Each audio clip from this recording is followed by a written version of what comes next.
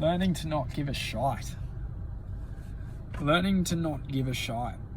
It's a beautiful thing, and it's what a lot of us try to do, but we end up replacing this I don't care with our ego.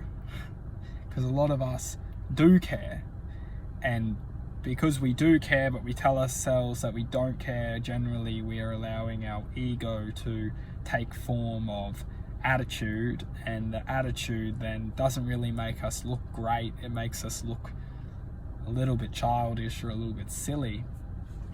And it's not our fault, because a lot of us are just good people. We're just trying to do our job, or we're just trying to get on in life, and we've got to deal with someone who's toxic, or someone who's had a bad day, or someone who's not feeling good, and we feel that, well, why is that fair? Why do I need to deal with this person? Why am I feeling like I've just taken his energy because it's my job, or because this is my life, I need to take your energy? This goes into family, it goes into workplaces, it goes into anything, sports and hobbies.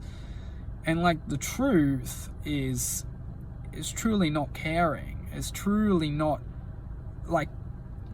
caring of the fact of not that I don't care about you. I actually really do care about you, and that's why I'm not caring. It's because at the end of the day, if I'm getting affected by you, my ego is going to step up in place and say, well, hang on a second. My ego is going to kick in and defend myself and say, and not necessarily defend yourself, because at the end of the day, you don't need your ego to chip in to defend yourself. The ego is just there as a kind of a backdrop of the self saying, I don't care. But you do care, and that's why the ego is stepping in, is because you obviously do care. You've been affected, you've been hurt, and now it's the ego which is going to take over now and basically shove them off or back them off, or because at the end of the day, we don't want to be the ones who are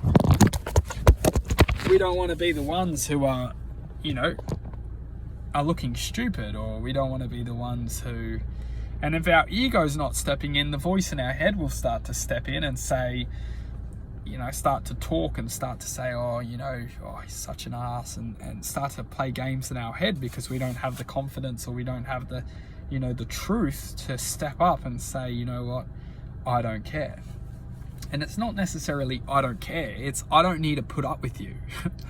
I don't need to tolerate you, and that is the true inner self, not caring about tolerating of tolerance. So it's not necessarily not caring, but the art is not to care, because as long as we're not caring, we can truly care. And that's the quantum calculation, is that as long as we can truly not care, we can care, because we of course want to care, of course we want to give, and of course we want to understand and have tolerance for people. So the last thing we want to do and tell ourselves is we don't care, I don't care, because that's what the ego is saying. That's what the ego is talking about. It's not what the ego is talking, it's what the ego is trying to get at, is trying to tell us, I don't care, blah, blah, he's wrong, But on a quantum level, or on a more sophisticated sense of truth, is the art of accepting, is the art of not caring. And once we can learn to accept, we can learn to truly care, to truly have patience and give. But how do we get to the point of self-acceptance, or accepting other people for the way they are, is acknowledging that people won't change, and the world that we're living in is always going to have challenges and people that are going to try and take from us, and as long as we can be ready in life to just face these people and say, you know what, mate, I don't need to put up with you. And that can be friends, family. Once we just put it out there and say, I don't need to put up with you, then maybe something happens, and then we can actually start to understand that, you know what, I can actually see where you're coming from. It's quite challenging, but it's a start.